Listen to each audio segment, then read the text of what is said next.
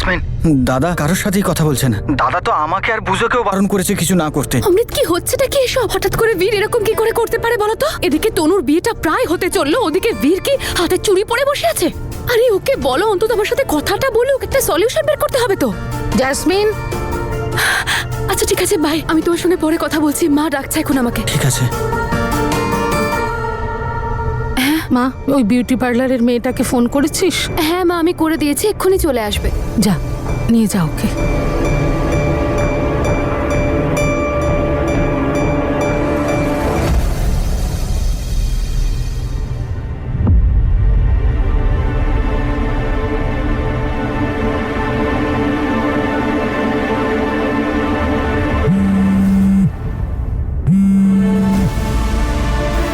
তনু, ওই আমার একটা বন্ধু কল করেছে, তুই যা, আমি এক্ষুনি আসছি। হ্যাঁ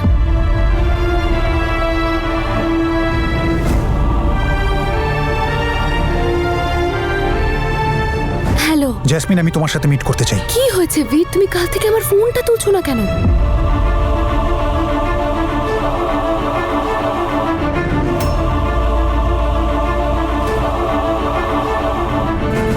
জেসমিন এখনো বীরের সাথে কথা বলছে।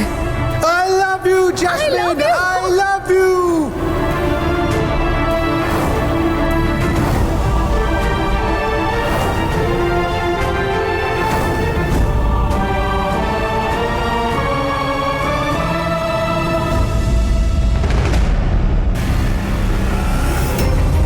হ্যালো, হ্যাঁ হ্যাঁ প্রীতি, তো ঠিক আছে, তো আমি এক্ষুনি মার্কেটে বেরোবো তনুর জন্য ফুল আনতে। তো তোর সঙ্গে দেখা হচ্ছে তাহলে সন্ধ্যাবেলা ম্যারেজ হলে, ঠিক আছে?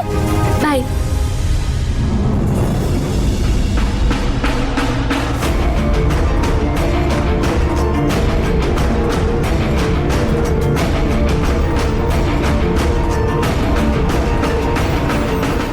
বাবা, তুমি কিছু করছো না কেন?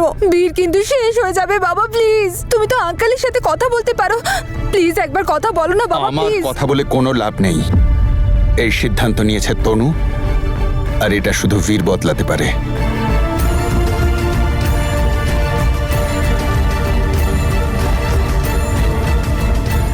বীর, কোথায় যাচ্ছিস তুই?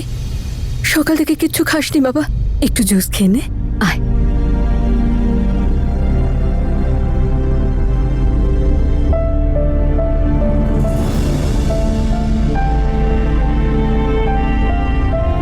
চাই নাই নাম, আমি নাই নাম না ওই মানুষটা।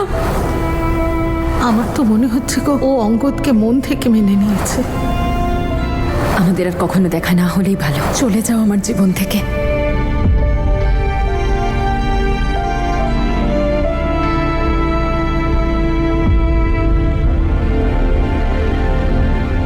দাদা, আর কি কিচ্ছু করার নেই? তুমি আরেকবার ভাবো না, বৌদির বিয়ে হতে আর 4-5 ঘন্টা বাকি আছে। দাদা প্লিজ, তুমি আরেকবার ট্রাই করে দেখো। মাই প্লিজ, আমি ভেবে নিয়েছি এখন আর কিচ্ছু হতে পারে না। আমি কিছু দিনের জন্য বাইরে যাচ্ছি, হয়তো এটাই আমার জন্য ঠিক হবে।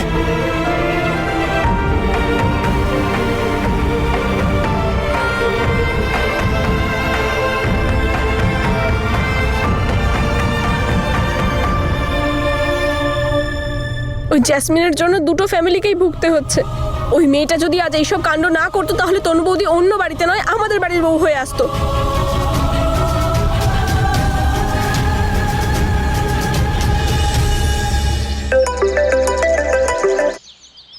হ্যালো। হ্যালো অমৃত। না, আমি বীর।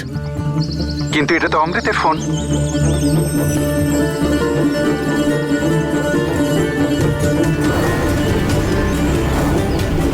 আরে সরি, আমি অমৃতের ফোনটা ভুল করে নিয়ে চলে এসেছি। আমি বলছি ওকে করতে।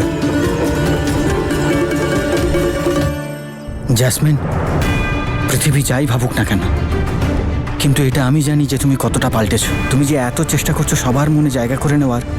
আমি তোমাকে খুব ভালোবাসি। কালও বাসতাম, আজও অতটাই বাসি, আর সারা জীবন ভালোবেসে যাব। একবার শুধু তোমার দিদির বিয়েটা হয়ে যাক, তারপর আমরাও দূরে থাকবো না আর। আই প্রমিস, এরপর থেকে আমাদের রাস্তায় আর কাউকে বাধা হয়ে দাঁড়াতে দেবো না। ব্যাস, অনেক হয়েছে। আমি সারা জীবন তোমার সাথে থাকতে চাই। I love you.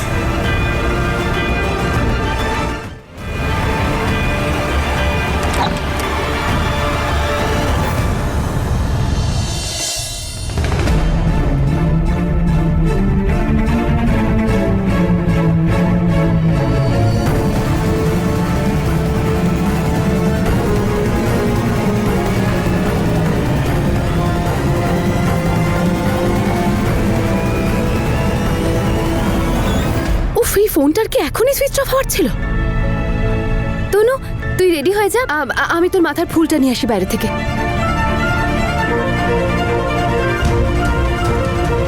কি হয়েছে বীর, তুমি কাল থেকে আমার ফোনটা কেন তুলছো না? কি করছে এই জেসমিন?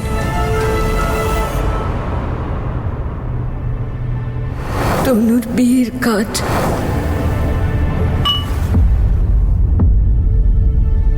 কি হয়েছে গো, তুমি ঠিক আছো তো? ঠিক কি করে থাকবো আমি? আমি তো বিশ্বাসই করতে পারছি না যে তনু আমার থেকে চিরকালের জন্য দূরে চলে যাচ্ছে। আমি মন থেকে ওকে মেয়ে ভেবেছিলাম। সত্যি কথাই বলেছ। আমার তো আজও সেই দিনটা মনে আছে, যেদিন ও বউ হয়ে এসেছিল।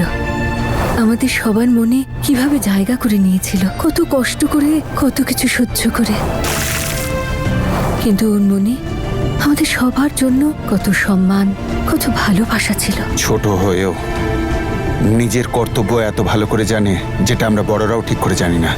সেই জন্যই তো ও নিজের বাবার কথা অনুযায়ী এই বিয়েটায় রাজি হয়েছে। আমার ভীষণ আফসোস হচ্ছে যে আমার ছেলেকে আমি নিরপরাধ প্রমাণ করতে পারলাম না। তনুর বাবা আগাগোড়াই বীরকে পছন্দ করতেন না, আর ওই ভিডিওর ঘটনাটার পর তনু আর বীরের এক হওয়ার সমস্ত রাস্তা বন্ধ হয়ে গেছে।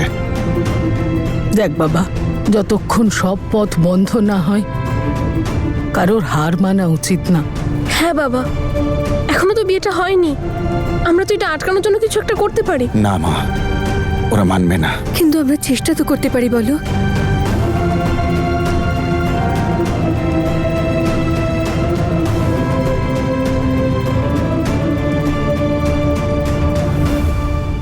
বীর, কি হচ্ছে এসব? তুমি এটা করার কথা ভাবলে কি করে বলো তো? ভাগ্যের সিদ্ধান্তের আগে আমি নত হলাম জেসমিন, আর আমি চলে যাচ্ছি। তার কারণ আমি তনুকে অন্য কারোর হতে দেখতে পারবো না।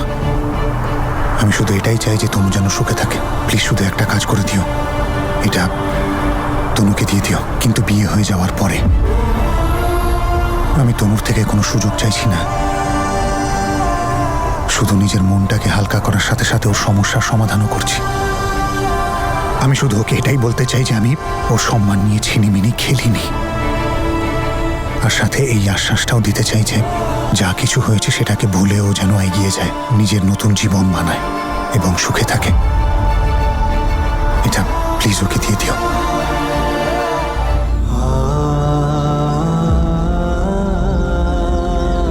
বীর, আরো একবার ভেবে দেখো, তুমি আবার আবেগপ্রবণ হয়ে কোনো ভুল সিদ্ধান্ত নিচ্ছ না তো?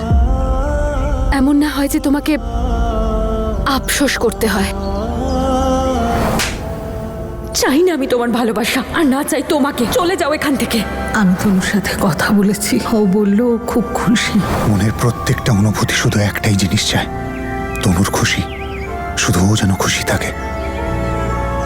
না আমার কোনো অনুতাপ আছে, না আছে অনুশোচনা, না ওকে হারাবার দুঃখ আছে, না পেতে চাওয়ার ইচ্ছে। শুধু মনের ইচ্ছে যে তনু যেন খুশি থাকে। প্লিজ ওকে এটা মনে করে দিয়ে দিও, কিন্তু মনে থাকে যেন বিয়ে হয়ে যাওয়ার পরেই। জেসমিন এত তাড়াহুড়ো করে কেন গেল? বীর আবার বাইরে দাঁড়িয়ে নেই তো? এক সেকেন্ড।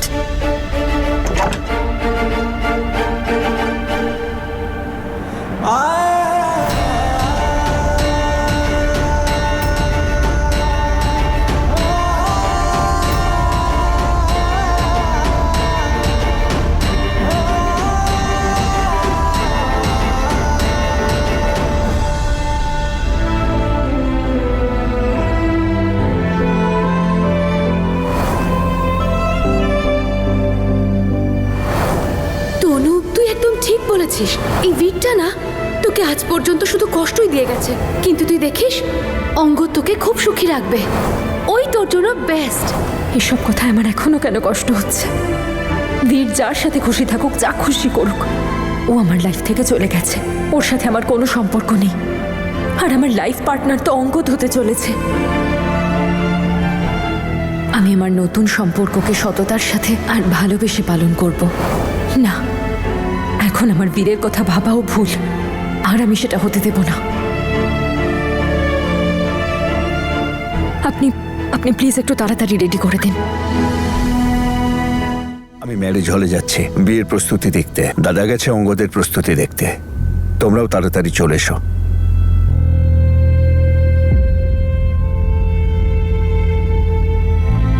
কি গো, তোমার কি মনে হয় তোমার মুখের এই অবস্থাটা দেখে তনু খুশি হবে? আমরা ঠিক করছি তো গো। সিদ্ধান্ত হয়ে গেছে গো। তুমি বারবার কেন একই প্রশ্ন করছো? তুমি তো নিজের কানই শুনেছ যে তনু এই বিয়েতে নিজেই হ্যাঁ বলেছে, আর তুমি বারবার এই প্রশ্নটা করে কেন সন্দেহ জাগাচ্ছ? সব ঠিক আছে, বুঝেছো? আমি ভেবে নিয়েছি আমি তনুর জীবন থেকে চলে যাব, ওকে আর হার্ট করব না।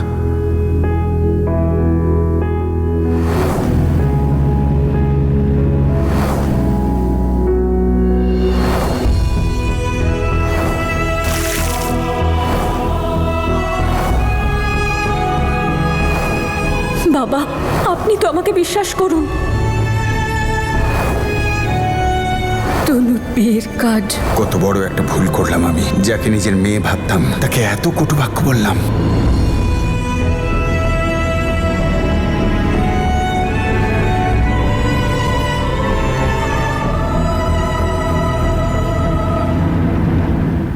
কি? বাবা রাজি হয়েছে? বাবা আর মা তনু বৌদির বাড়িতে গেছে আঙ্কেলের সঙ্গে কথা বলতে। উপরওয়ালা এবার যেন একটা চমৎকার করেন। সত্যি কথা, তাই যেন হয়। বাবা মা যেন রূপঙ্কর আঙ্কেলের বাড়ি থেকে খালি হাতে না ফেরে। শোন বাবা, বাদ দাও মা, তুমিও যদি ওর মতো এমন প্রশ্ন উত্তর শুরু করো না, তাহলে সেই ব্যাপারে আমি কথা বলতে চাই না। কথাটা শোন, একজন মায়ের মন কি করে বুঝবি? বুঝতে পারছি মা, তাই আমি এই সিদ্ধান্ত নিয়েছি, যার জন্য সবারই কষ্টটা হচ্ছে। আমার মেয়ের ভবিষ্যৎ এতেই ভালো হবে। আমি শুধু আমার মেয়েকে আগামী দিনে সুখী দেখতে চাই, আর কিচ্ছু নয়। বীরের বাবা তোমায় ফোন করছেন কেন? আর কতবার আপনার মেয়েরা অন্যায় করে যাবে, আর আমি কতবার ক্ষমা করব তাদের? বাবা শোন, ফোনটা ধর। আরে শোন না, ওনারা কি বলতে চাইছেন। ফোনটা ধর বাবা, নে।